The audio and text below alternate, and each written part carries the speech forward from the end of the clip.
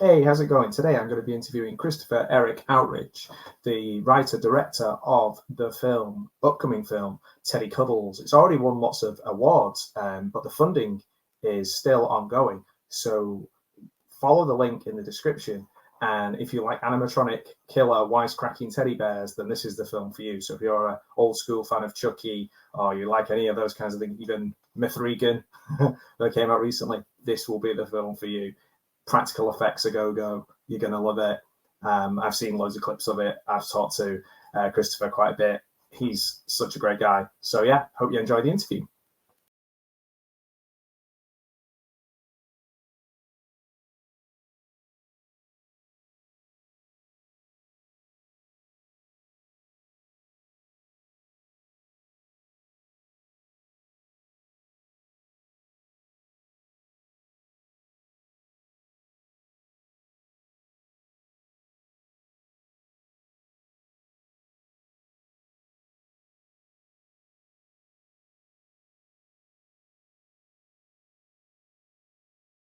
Welcome back to the Pugwall 316 channel. So excited today. Christopher Eric Outridge is here, director, writer of the upcoming Teddy Cuddles. Let me just give a quick intro before we dive right into the Teddy Cuddles story.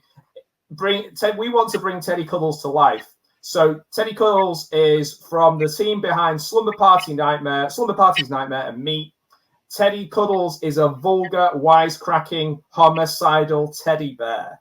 Yeah. So, all the way from over there in Brooklyn, Christopher, thanks for joining us. United States in Brooklyn. Thank you, everybody. It's a pleasure to be here. I'm really excited to be. Hello, everyone out there in the UK. Hello, everyone in the United States, or anyone at home anywhere in the world where you're watching.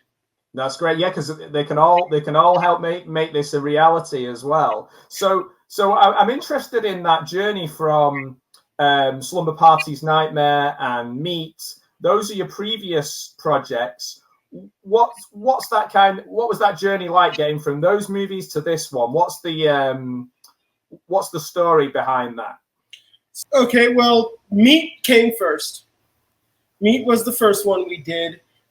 That was actually completed back in 2017, and that was a fun shoot. That was a very fun shoot. For those who have seen it,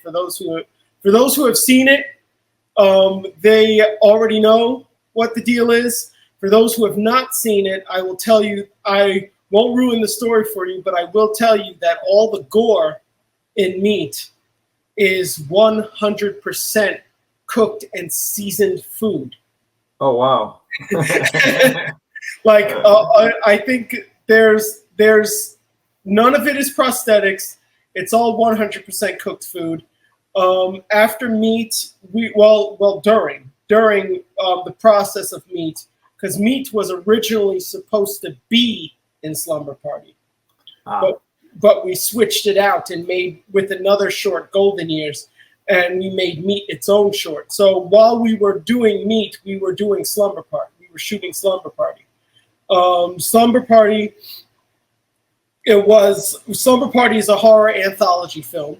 Yes. About six women who rent an Airbnb and decide to relive their youth and do slumber parties. And each woman tells a scary story. And each story is a short film in the movie. So 6 Slumber Party princesses, 6 horror stories, 6 short films, 666.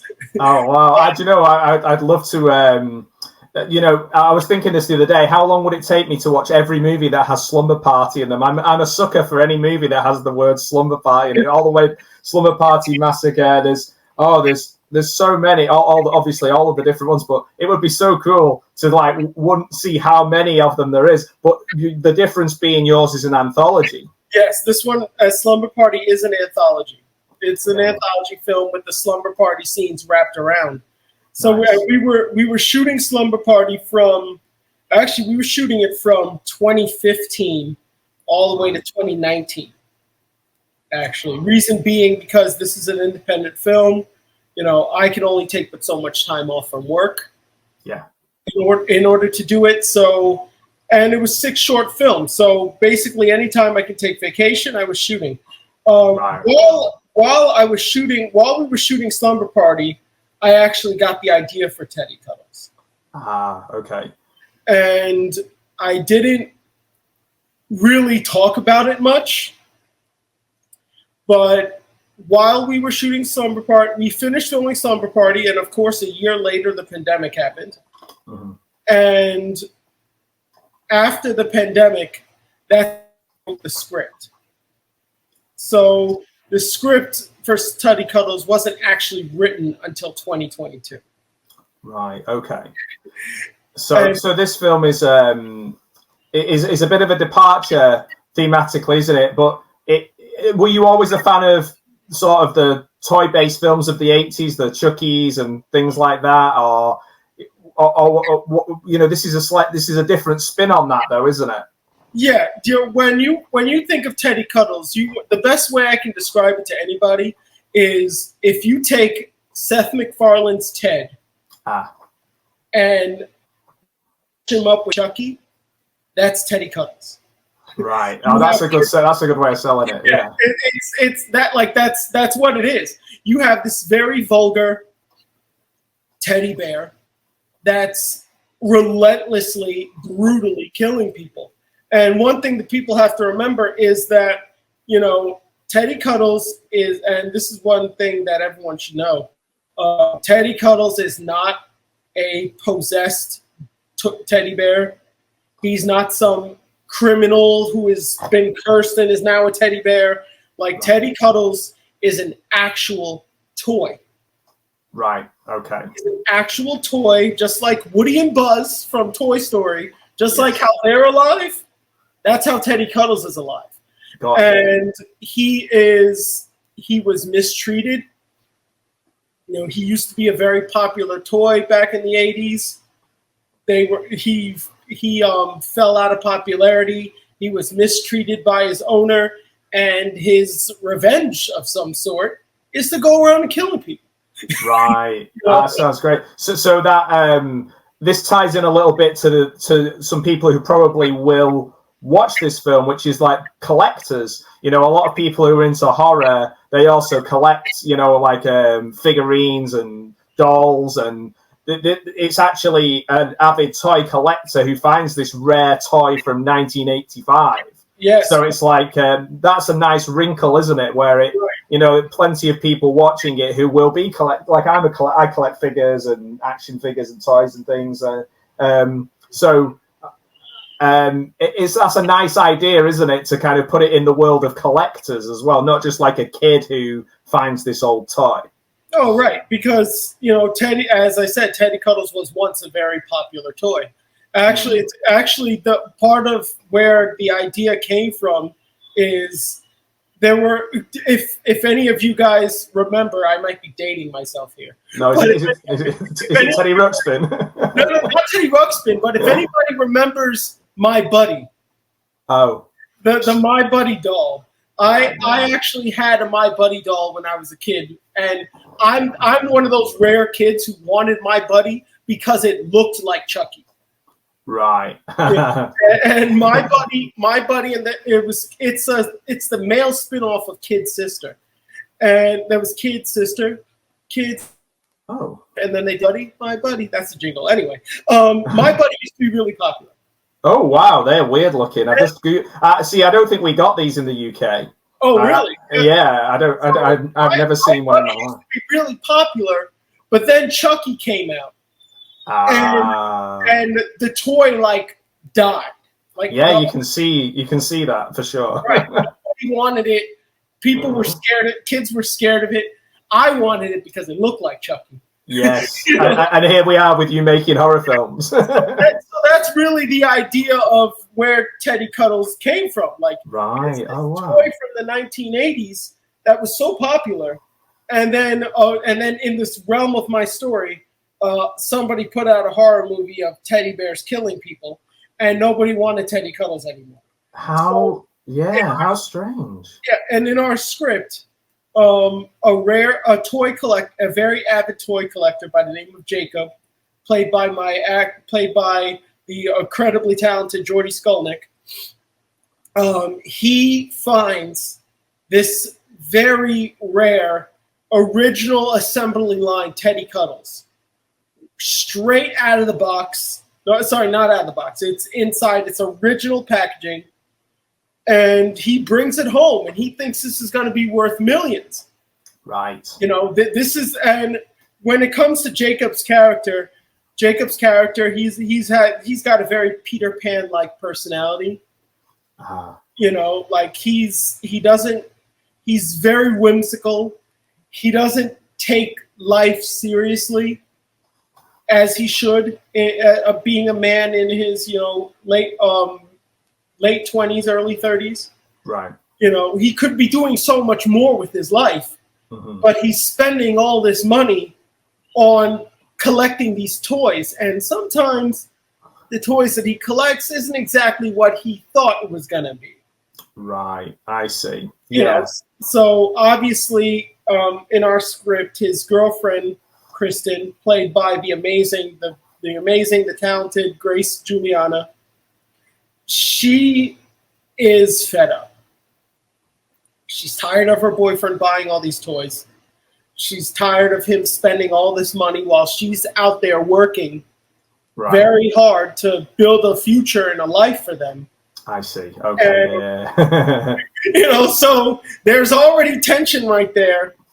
At least he's got a girlfriend, you know. Well, for now. For now. You know, for now. So you add that relationship tension in with the fact that, you know, very first night, this teddy bear comes out of the box and starts wreaking havoc. Wow. That's really cool. I like the collector element of it. That's something that I've not seen before because, you know, this it's often, like we say, a young child and kind of using the sort of the Chucky template. I like that. I like that idea behind it. And this is also, it's not imaginary where you know, a kid is playing with a teddy bear.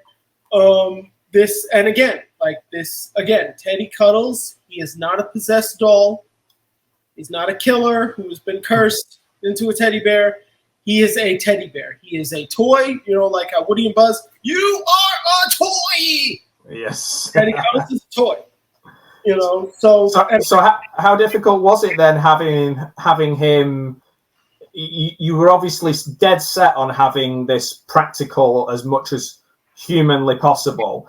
What were the challenges in kind of having that 1985 feel for Teddy Cuddles himself?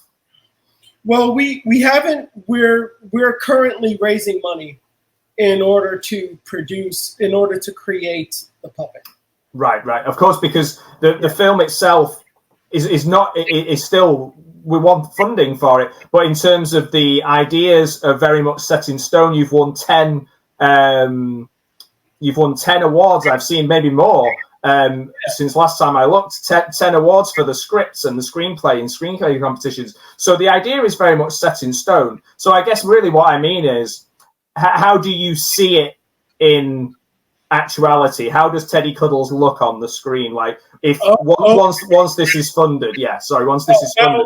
Well, actually, if you could take a look at my show, I don't know how well your audience can see this, but this is what Teddy Cuddles looks like in this poster is what Teddy Cuddles looks like in this shirt. Right. Like I'll put lots of pictures up, don't worry. Yeah. That is actually, like, and this only came maybe just recently, honestly. From the start of the script, I always told myself, if I'm going to shoot this, it's not going to be CGI. Teddy Cuddles is going to be a puppet. Right. You know, Teddy, it has. When anybody who reads the script, anybody who looks at it, you just know that there's a difference between how a CGI bear would say these things and how a puppet would say it. The dialogue will just hit better if it's a practical. And then there's, besides the fact that I'm a huge fan of practical effects, I always again, meat. it's none of it's prosthetics. It's all 100% cooked and seasoned food. Yeah. You know, by my co-producer Amanda Ruiz. You know, it's all cooked food. So it's that dedication to practical effects that I really love, and doing everything as real as humanly possible. So and it's only just recently where I forget exactly what I was doing, but I was on Photoshop, working on something with Teddy Cuddles, but not necessarily making a mock-up of what the bear should look like. Right. And then by the end of it, I just looked at what I did and I was like, wait a second. This is like 99.9% of what Teddy Cuddles should look like. Right. I was like, I simply by accident stumbled on to the perfect mock-up of exactly what I want Teddy Cuddles to look like. So you've got that vision already. You've got the script in place that people are it must be really nice to have that feedback from all the competitions about how, you know, best short screenplay at Shockfest and the Hollywood Blood Festival. You know, so many, I could list them all off. The International Film Festival in Paris, like being a finalist, best screenplay. You know, these are all best villain. These are all really great. Oh yeah, things to hear. And you know what? It all started with Shockfest. It all started with Shockfest in December 2023, where we won our first award. And personally, I was shocked. I was shocked. I was happy. Like I never expected to win. You know, I never expected to win. And then we just kept winning. You know, like that's amazing. It's December 2023. We've won. You know, we've either won or we were a finalist. Yeah, the list is incredible. And this is why I wanted to start to shoot this script, because like I wasn't going to start this now, but as we started to win, as Buzz started to become creative, as Buzz was created for this project, and I was like, you know, that I really have to do, like, even though I'm in post-production for Slumber Party, I really have to get Teddy Cuddles started because people want to see this.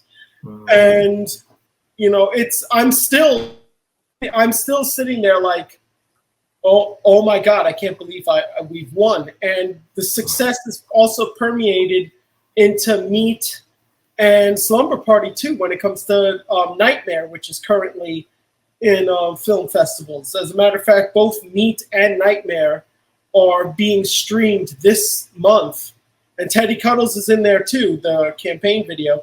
Nice. All three of them are official entrants in the Thing of the Basement Horror Film Festival. And you can stream both Nightmare and Meat until the end of July 23rd to be exact. And you can pick up the very exclusive Creepin' Awesome prize package from the campaign, which will give you a free pass to watch the entire film festival. It'll give you some festival T-shirts. It'll give you stickers from the festival, and also our exclusive to the campaign, our Teddy Cuddles cookies. Well, I was just going to say, that is an incredible package, the Creepin' Awesome prize package.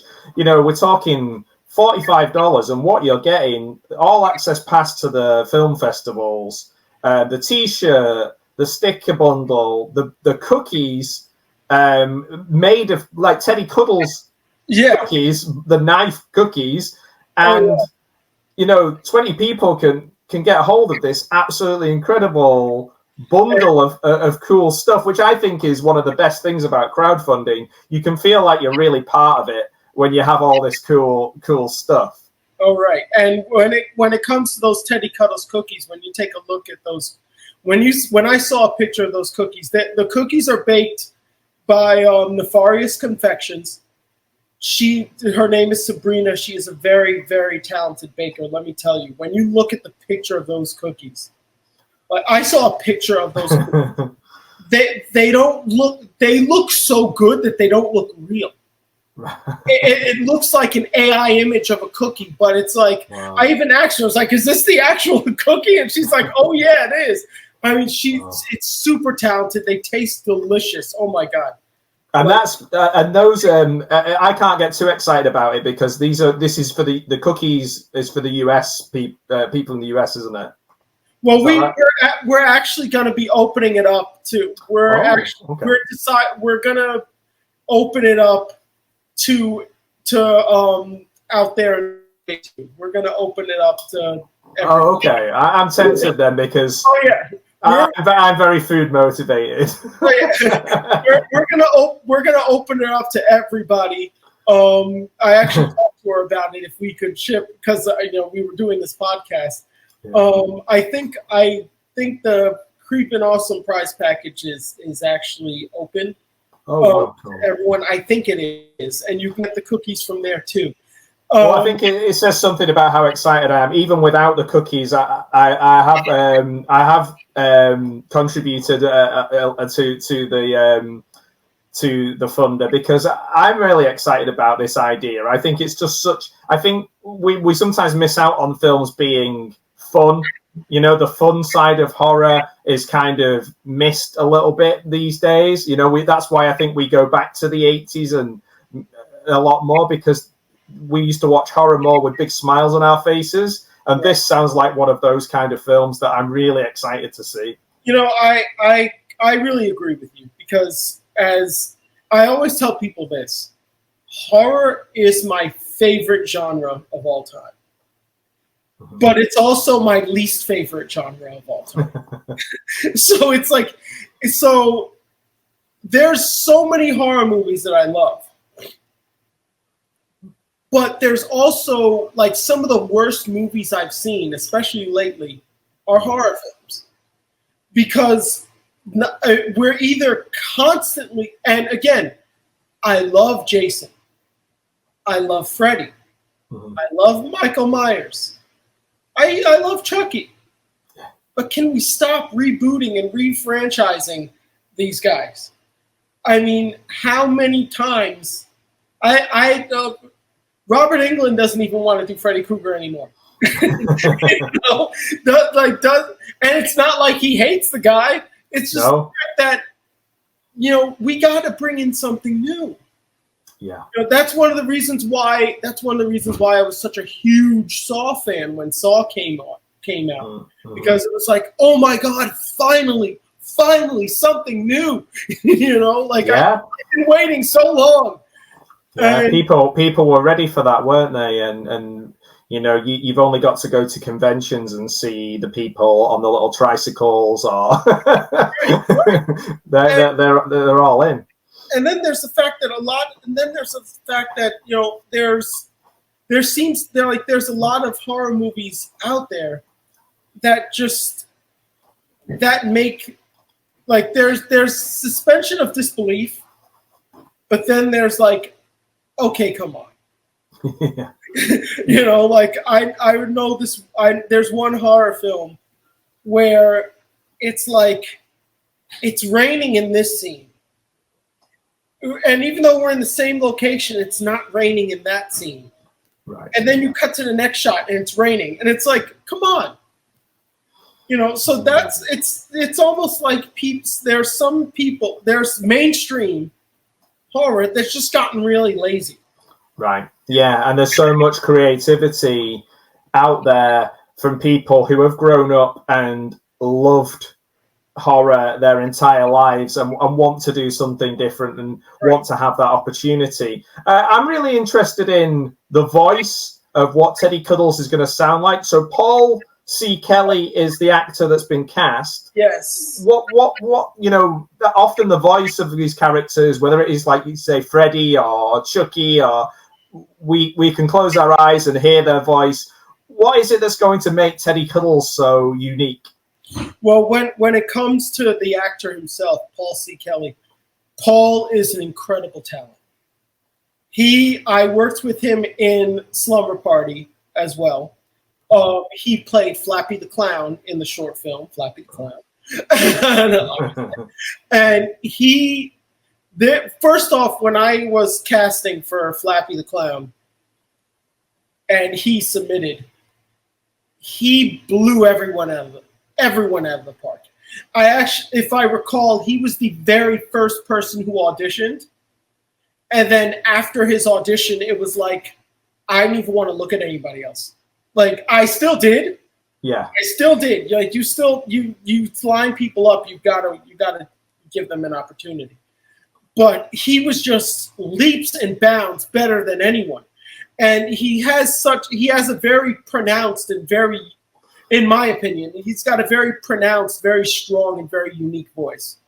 And while we're doing Flappy the Clown, I came up with the idea of Teddy Cuddles while we were shooting. The whole time I'm sitting there and I'm like, he would be awesome for Teddy Cuddles. You know? And even though I didn't write the script for years later, every time I'm sitting down writing Teddy Cuddles dialogue, I can just hear Paul's voice in my head saying it. And, you know, he didn't even know any of this until like a few months ago. And he was actually the last person to find out. He was actually the last person to find out that I wrote this entire script for him. Oh, but wow. I wrote this entire script for him in mind as Teddy Cuddles. What a compliment. I called him up after we've won several awards, after Grace and Jordy were Grace, and by the way, I wrote the script with Jordy in mind as the lead as well. Right. You know, but we'll talk about that later. But when I approached Paul, I told him about Teddy Cuddles. I told him about what we were doing. I told him about what we already had done. And he read the script and he was just like, I love this. I'll do it. And little did I know that Paul actually, because I want the actor to be on set. You know, even though Paul's just the voice of Teddy Cuddles, yeah, I want him to be on set delivering his dialogue while the puppet is moving, while the actors are in place. Because that, again, it's the authenticity. Yes. Yeah, that's important, isn't it? Yeah, it's very important. And little did I know that Paul has actually had experience working with puppets. You know, he did Little Shop of Horrors. Oh, of course, yeah. The Broadway play, yeah. And I didn't know that at the time, but he was both in the costume and outside of it, doing the voice. So, I when I've seen people do that and I've watched behind the scenes, it always seems to get a more genuine reaction out of the other cast members when you've got that person there. There's a difference. There's a difference between me standing there and just saying the dialogue so that for the actors to react to, than having the actual actor there on set performing with the characters. You know, it's about being practical. It's about the authenticity. You know, authenticity matters when it comes, not just in horror, but when it comes to any film. When it comes to anything, authenticity matters. And that's what Paul brings to the table. Other than their incredible talent, that's what Paul brings to the table.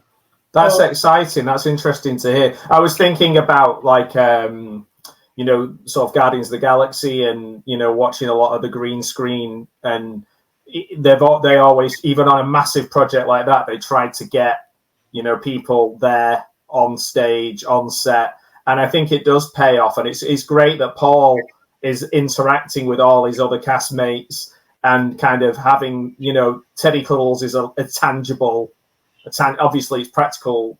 It's going to be a practical puppet, but also the voice will be the same as well. Right. That's great. That's really cool. So he is the voice. Grace Juliana is also the associate producer, as well as playing Kristen in the film. Right. She has an important part to play, in the sense of it's an interesting character, I'd imagine, where you want to have the audience have some sympathy for her and not just automatically rooting for Jacob and this horrible woman. Like, there's got to be some nuance there. Right. Like, when it comes to Grace Juliana, actually, I met her for the first time at Shockfest. Right. I met her again, Shockfest Film Festival. That's where this whole thing started. You know, our first award, and that's where I met Grace Juliana. And she actually approached me because she heard of the script. She'd never even read it. She never read the script. She'd never seen any of my work. And she approached me, and she's like, you know, this Teddy Cuddles project, it seems really cool. You know, I would love to hear more about it. So we sat down and we talked at the film festival for probably like a 2.5 hour conversation. Oh, wow. You know, her and I just sitting there talking, and not just about Teddy Cuddles, but about our careers, about what we, you know, what are our goals in this industry when it comes to being actor, director, producer. She had aspirations of being an associate producer as well as acting, you know, and we just got each other's vibe, and that's what I like personally. You know, when I bring people onto a project, I don't want people who are just going to be like, this is another acting credit for me. Yes. Yeah. It sounds like she was all in right from the first conversation. She was in. She hadn't read the script. She hadn't seen any of my work, and she was in. You know, and at the time, I looked up her IMDb. I saw, because maybe I'm one of those rare people who actually look people up. You know, because I want to see if they are who they say they are. Yeah, for sure. And I've experienced this a lot in the business. A lot of people come to you and they're like, oh, I want to work with you. I want to work with you. Then you look them up and you're like,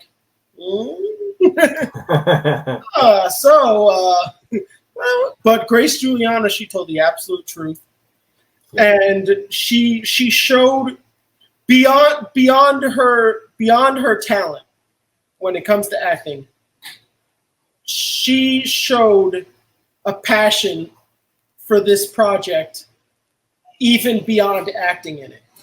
And when I'm sitting down talk to her, I'm like, wow, I hope I'm not being hard on her, because I'm sitting there telling her, it's like, well, you know, if you know, I'd like to bring, you know, if I'll definitely give you the opportunity to do these things. You know, you gotta do the work. You know, you want to be an associate producer on my project, you got to do the work. You know, and in my head, I'm like, she's gonna do it. Like, I'm sitting there in my head, it's like, I have faith she's gonna do this. Like, there's no doubt in my mind. But I need to at least like make sure that she is going to, like, that she doesn't think, oh, I'm in. Right. You know, like, oh, I'm in. You know? No, I understand what you're saying. I've interviewed quite a lot of people who are in a similar position to yourself, and as they've gone through different projects, different people have dropped off because they realised that there were people who were willing to put the work in and the effort, and then there were people who just liked the idea of having their name attached to a film. Right. And I think that, obviously, I was looking back at some of your other projects like the Take Me series and Take Me 1, 2, 3, all the way to 6. You've obviously able to kind of disseminate and find the people that you want to continue working with. Right.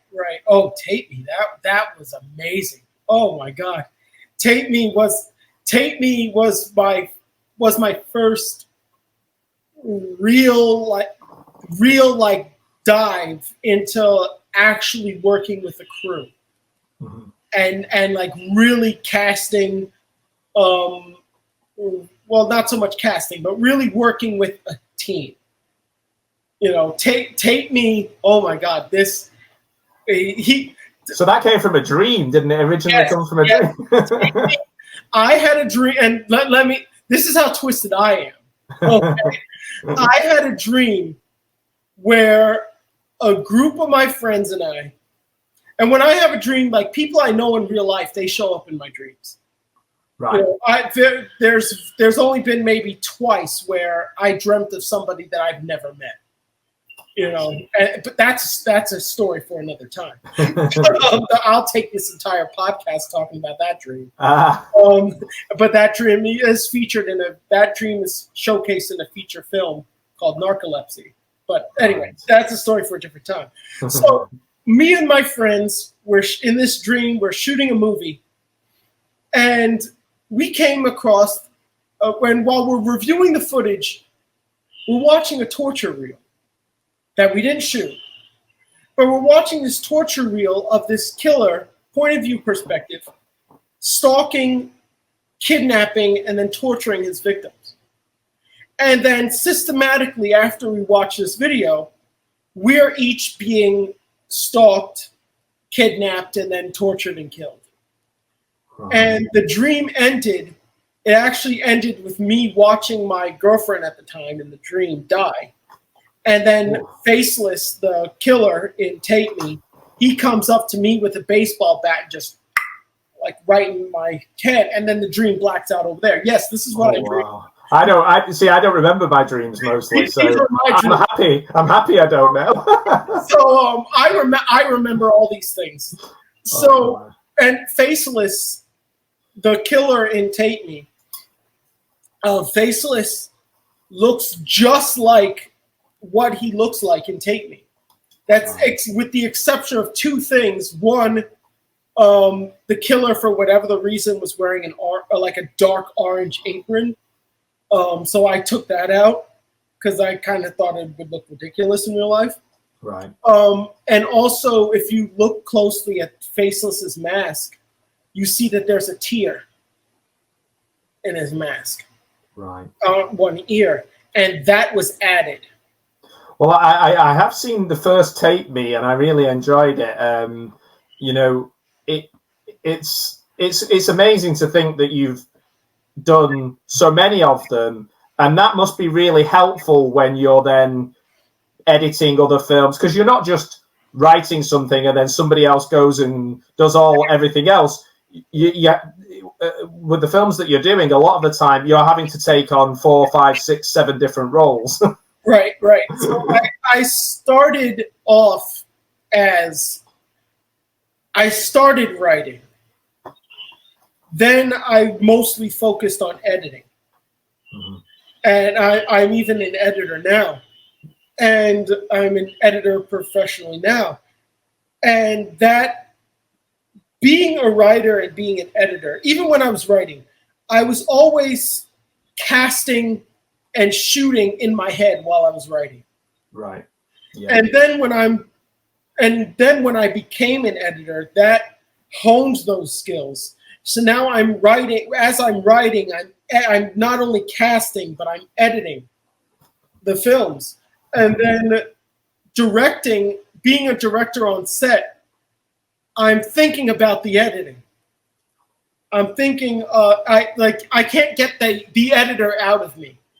You know what I mean? So, yeah, exactly. And I'm right, because a lot of people, when you're editing, there's a lot of people who think that editing is wave a magic wand and suddenly it appears. Yeah, we'll fix it in the edit. The famous line, "We'll fix it in post." Yeah. And then I'm sitting there like, do you actually know how hard that can be? You know, like when you can just fix it on set, maybe take an extra 5 minutes and fix it on set, rather than have an editor sit down for hours fixing the mistake. Oh my word! Even doing the small amount, I recently did like a mini documentary, and just editing. I'm glad that I wasn't in it, because I noticed when I do my interviews, I like to. I'll ask a question, and then sometimes I'll think, "Oh, I needed to have stopped then," and then make the edit really clear. And it can be really tricky, can't it, to try and fix something after the fact? Right. It's like you say, it's much easier to do it again then. It's just like, they'll fix it in post. That's not the way to go. Like editing. I've told a lot of clients this. Editing is not magic. It's not magic. Just like you can't. Yeah, I can't wave a magic wand and just make your scene daylight. Yeah. You know, like I can't just wave a magic wand and make something in the background go away. Yeah. You know, it takes work. It depends on how you shoot it. It depends on how you light it. If I don't have the color information there isn't much I can do, you know, to just magically bring it to life. And that's kind of like where that's kind of like where my thought process is always is when I'm on set, because I think about, I don't just think about my role. Yes. I think about the whole production. So are you thinking really far in advance? So like, are you already filling notebooks with ideas related to scenes and how are you going to edit them beyond the script that you've got? Are you already highlighting and writing notes and kind of, do you think that far ahead? Yes. Right. Like it's just like, and I don't really write these things down. It's just there. Right. You know, it's just there in my imagination. I always like it starts with the writing, because I always say that I'm not a writer. I just plagiarize the world that lives in my head. Right. And it sounds insane. It sounds like I should be in a loony bin. But it's true. Like there's a world that lives inside my head. That's very much like the world that we live in today, where all these characters walk around and they exist and they talk and yada, yada, yada. And I'm just sitting there with my tablet or whatever I'm writing on, and I'm just following them around and going, hey, your life looks interesting. Let me write a script about it. And then that's where, like, I had someone tell me, she's like, she's never met somebody who writes certain situations that I've never been involved in before so well. Like I have zero experience in this type of situation, yet I write it so well as if like I've experienced this terror many times. Well, that's interesting how that links to, I think that kind of links to what we were saying about dreams and, you know, kind of the patchwork of how things come to us through our mind filtering little things that we notice during the day and multiplying that by 1,000 and kind of amplifying those things. Right. That is also right. You know, people say write what you know, and when I did writing at university, it was like write what you know. But write what you know doesn't have to be write exactly what you see every day. Write what you know can be amplifying the little things around you and really going in different avenues and different creative sort of junctions. Yeah, because that and then also when I was a kid, I was like the person who a lot of people came to me with their problems. I don't know why, but a lot of people, even people I don't know, they would just come to me and Chris, I have a problem, you know, this is going on in my life. And I would just help them. You know, I would just be like, well, here's some advice. And a lot of those experiences as well, like a lot of this, again, it just manifests characters in my head. Yeah. Remember it. I follow these people around and I write their lives and pawn it off as scripts. So I plagiarize the world that lives in my head. And that is like you say, that is writing. Yeah, you're writing your own experience, writing what you know. I don't want to forget the some of the perks and the different sort of things that you can get for contributing. Because I was looking through them and I just think some of these are great and they're worldwide, as we say. Like people can actually, you know, become a producer. Be on the IMDb, they can get the t-shirts, they can get the thank you videos, they can come to the set. Right. These are really cool whether they've got a project of their own that you can kind of get out there and even help with your editing skills. Is that right? Oh yeah, I'm offering my own services. If you have a trailer, or if you have a project that you want a trailer for, and believe me, like, I think that perk is a $500 perk.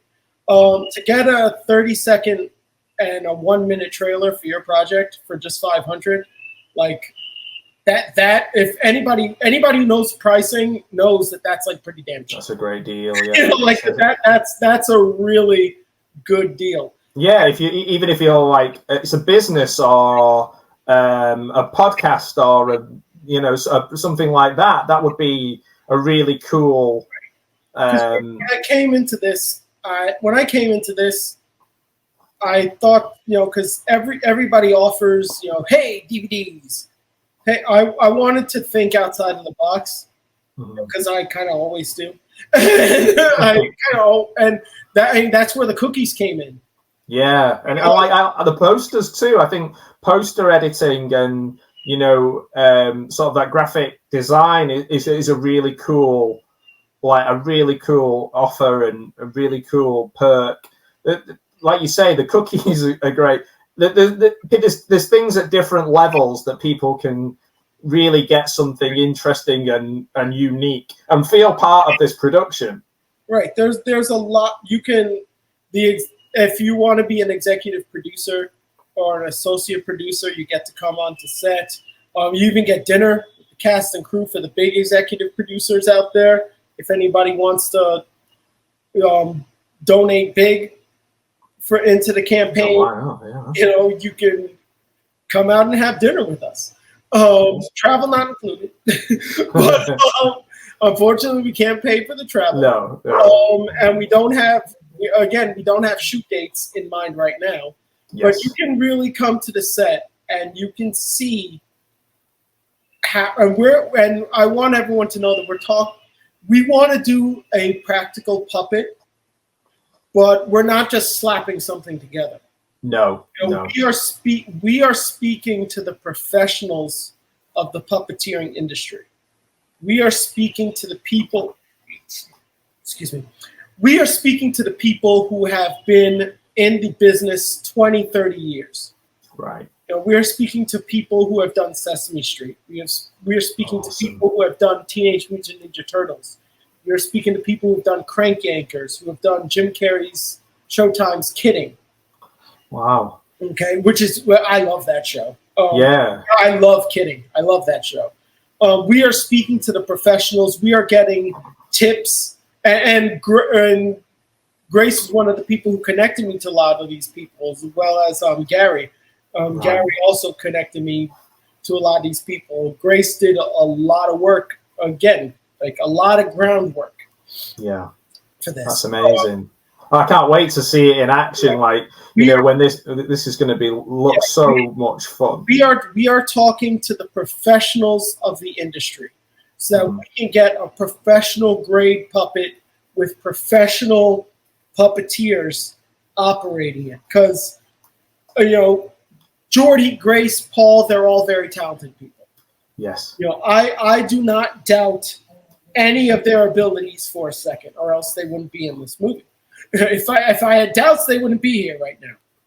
But this short, if we don't have Teddy Cuddles, we don't have anything.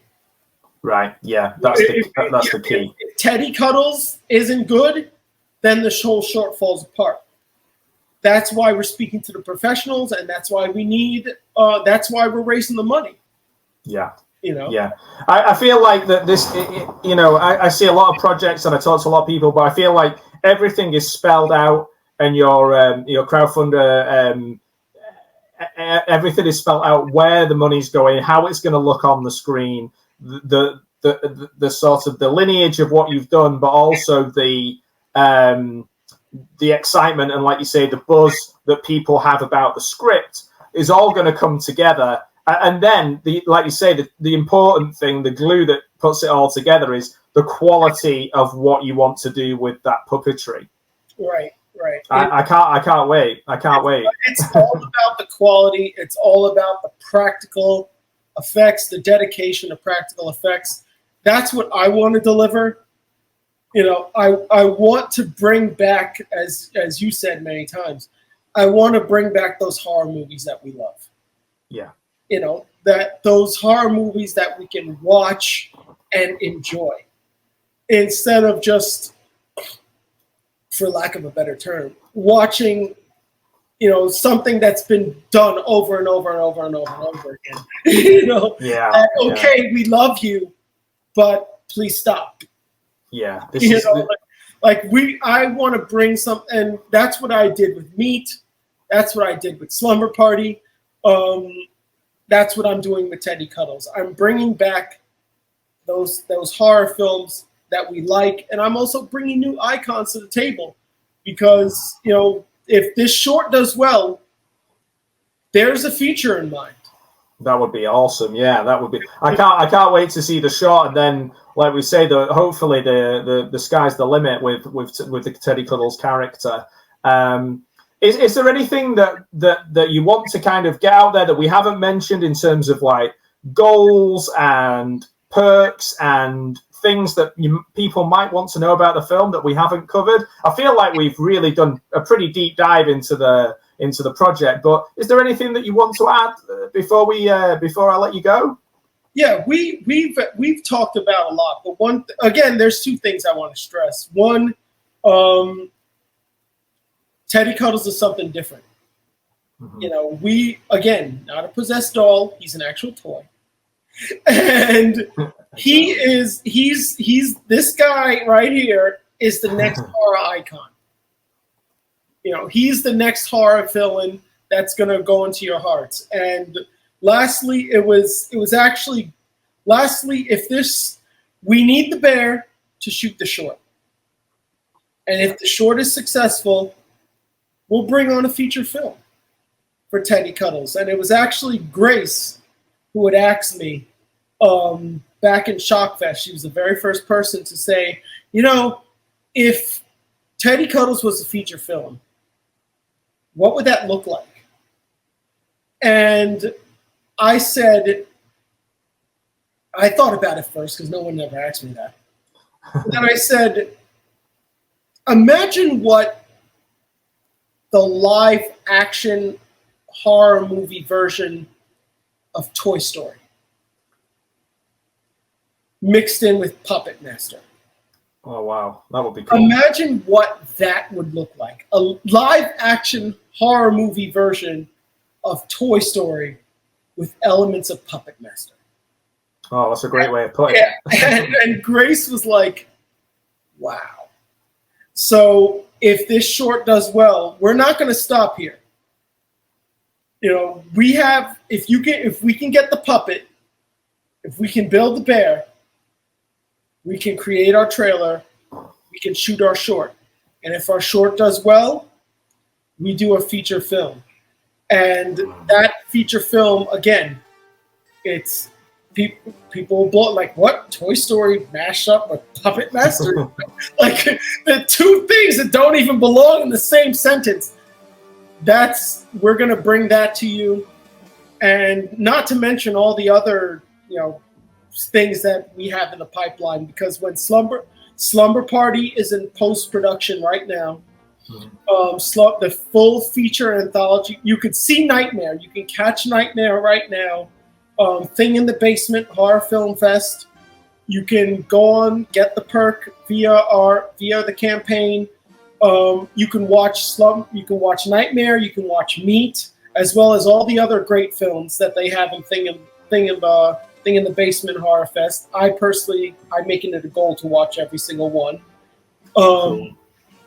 So it's not only Teddy Cuddles, but Slumber Party is coming. The feature anthology film is coming very soon. Nice. And when that does well, we're going to do Slumber Party 2. Slumber Party 2, Campfire Tales. Oh, cool. So CEO Productions is pretty much firing on all cylinders at the moment. Right. We've got stuff in the works. we've got projects in the works, and the people, we've got project in the works. We've got people attached who don't even know that they're attached yet, because again, as you say, as you said, if you watch any of my films, you'll tend to notice that there's a lot of people who stay on. Mm-hmm. There's a lot of the same actors taking on different roles. So we've got things in the works. Oh, that's exciting. The more you support us, the more you support Teddy Cuddles, the more you support Slumber Party, the more you support our projects. And I guess the last thing to say is that this isn't just about me. You know, a lot of people, when Teddy Cuddles or Nightmare win, they're like, Chris, congratulations. And I'm like, well, you know, I didn't do this myself. Yeah. You know, like I didn't do, like if I only directed this thing. There were the actors, there was there was the sound. Yes, good point. So you're not just, when you support Teddy Cuddles, when you support the campaign, when you support Slumber Party, you're not just supporting me. Mm-hmm. You're supporting independent horror in general. Yeah. You're supporting my cast, my crew, because the money we make in this campaign will pay them, and it'll help them support their families. It'll help them advance their careers. When you buy Teddy Cuddles cookies, you are supporting a one-woman independent business and entrepreneur. Right. Sabrina's very talented in what she does. Just look at those cookies. Yeah. Like, she's very talented in what she does. Mm-hmm. And she does it by herself. And she's building this business from the ground up. So buying Teddy Cuddles cookies, you're supporting her. Like it's not me. It's really her. The money's going to her and to the project. Yeah. That's fantastic. When you get the thing in the basement, when you get the Creepin' Awesome prize package, you're not just supporting me, you're supporting the Thing in the Basement Film Festival, and you're supporting all the filmmakers who spent, time and dedication filming those movies and getting them out there and into the film festival. Yeah. So again, like supporting the campaign, it's not just, don't support the campaign because you love me and I'm sitting here talking about it for an hour. This is much bigger than me. No, that's it. Yeah. So like supporting independent horror, but more, from my point of view, there's so many different creators out there. I want to support people who interest, excite, and entertain me. And I can't wait to see Teddy Cuddles on the screen. I'm going to watch your other films and catch up as well. I've seen a few of your short films already, and I've loved them. So, Christopher, thank you so much for your time. And, guys, you've heard the man. Yeah. Get out there, get online, click on the link in the description, and let's get Teddy Cuddles made. Yeah. Yes. Thank you so much, Matt. Thank you for having me on. I greatly appreciate it. I appreciate the opportunity. To everyone out there all over the world, thank you very much for your support. Even share the campaign. Yeah, for sure. Share it out, guys. Yeah. Get people talking about it, because we want the bear, and the bear wants to come to life. He wants to be alive. So go out there, share, donate, and support independent horror. Support the people who are out there creating this content for you, and not just horror, but any genre. Support us, and we'll keep creating this awesome content. Thanks very much. Oh, that's lovely. Thanks very much. All right. Thank you, Matt.